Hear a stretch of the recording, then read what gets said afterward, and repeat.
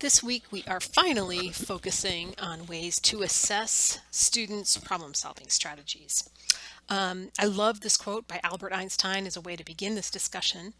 Everybody is a genius, but if you judge a fish by its ability to climb a tree, it will live its whole life believing that it is stupid.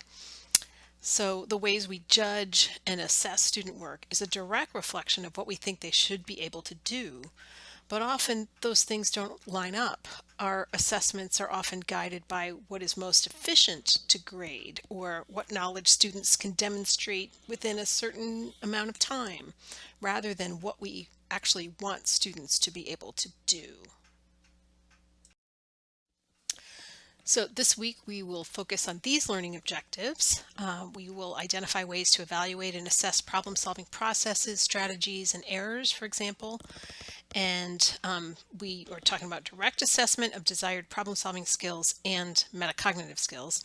And we'll identify the differences between formative assessments, typically low stakes, often ungraded, and summative assessments, which are tests, quizzes, problems, and written assignments of problem solving.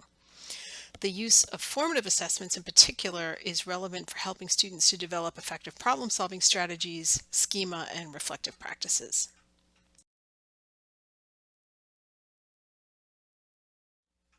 It's a good idea to start out our discussion of assessments by thinking back to what we want to assess. What are our objectives for our students? What do we want them to know and be able to do? These are some of the things we wrote on sticky notes during our discussion of desired student outcomes, and they'll look familiar to you. We want our students to be motivated. Maybe they'll break big problems into manageable ones through sub-goaling. We want them to develop schema. We want them to be able to transfer what they know. We want them to check their work for errors and reflect on how they did, and plan and evaluate, be metacognitive. Those are all parts of self-regulated learning. So these are our goals for our students. We want to design our assessments to meet those objectives. So the theory of constructivism is relevant to our discussion about assessing student learning.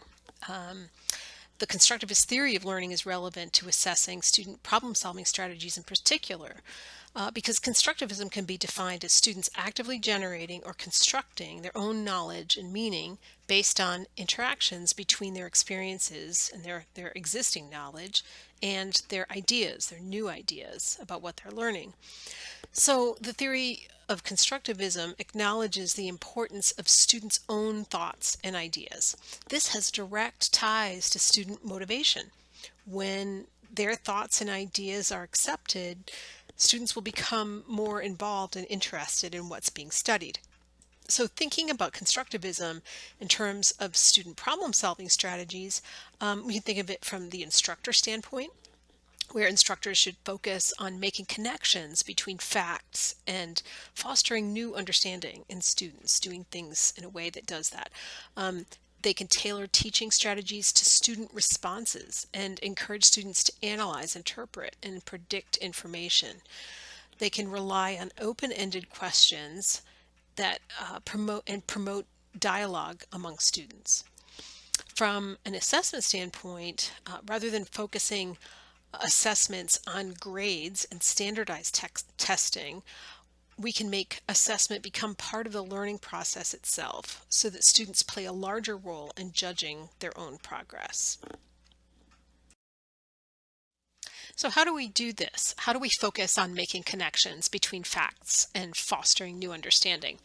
There was a study that was done by Lee and Liu that looked at ways to assess knowledge integration between complex topics. And the context for their study was a middle school science class, and the topic was energy.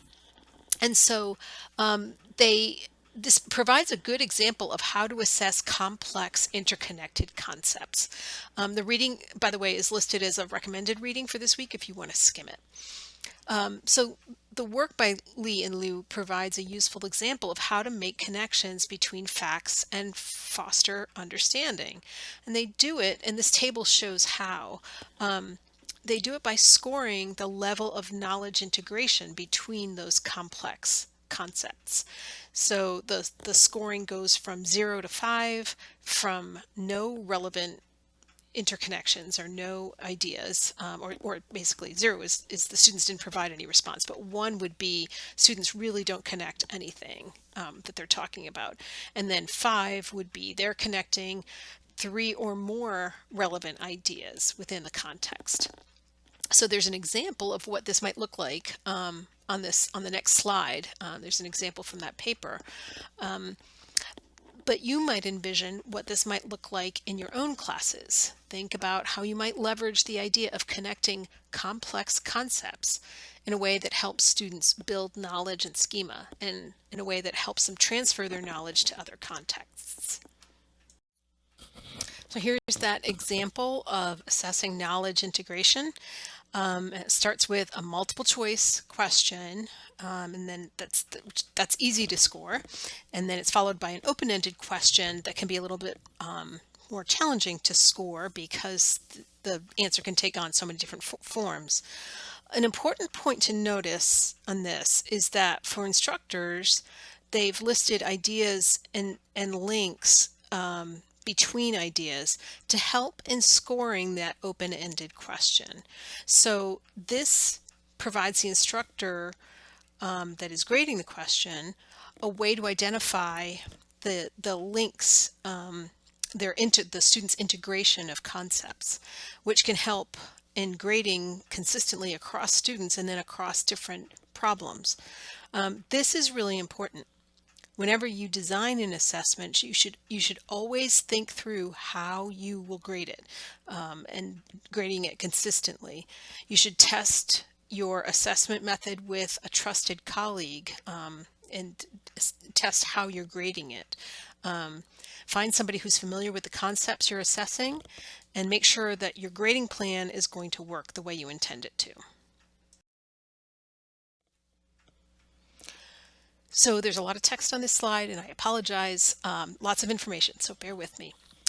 This information is from an article by Major and Palmer about ways to assess problem-based learning. And they provide a list of ways to assess problem-based learning for knowledge integration, which follows on really nicely from the Lee and Liu article. Some of these assessment methods are formative assessments. That means they are given to students, the feedback is given to students along the way, sort of midpoints in their learning and in completing the problem. And those are particularly helpful for building problem-solving skills and strategies. For example, getting feedback from peers can be done at a midpoint in a multi-phase problem or project, and this can be collected through focus groups, which are small groups of students that reflect on questions posed to them by the instructor, or through individualized peer evaluations, much like what you're doing for your own final projects. Likewise, reflective journals or activity logs can be used as midpoints to provide feedback on how students are progressing. Students would reflect, and then you would give them feedback on those reflections. That's much like the kind of feedback that I've been giving you on your written reflections on Canvas. Summative assessments are the more familiar types of assessments. These are evaluations done after a problem is completed, and it involves some kind of score on what's there. One interesting approach to summative assessments, and you can see I've sort of categorized these. You can see that on the right-hand side. Focus groups, peer evaluations, journals are formative, and things like outside evaluation by experts or content analysis are more summative. And those are in addition to the typical ways that you might do a summative assessment, like a test or a quiz. But one interesting approach to summative assessment is content analysis. This is like the knowledge integration scale we looked at a few slides ago from Lee and Liu studies, the study by Lee and Liu. So you would make a list of content or skills that students should demonstrate in their solutions, and then use that list to score their solution. And that list can be used across multiple problems or multiple solutions to a single ill-structured problem. This slide has a list of resources for assessments that are already written um, in both the cognitive and affective domain, so assessing all different kinds of aspects of student learning. Many of them are focused in physics education, just physics seems to be farther along in these areas, but there's others in general science and biology and math. So take a look at those if you're looking for good ways to assess student learning.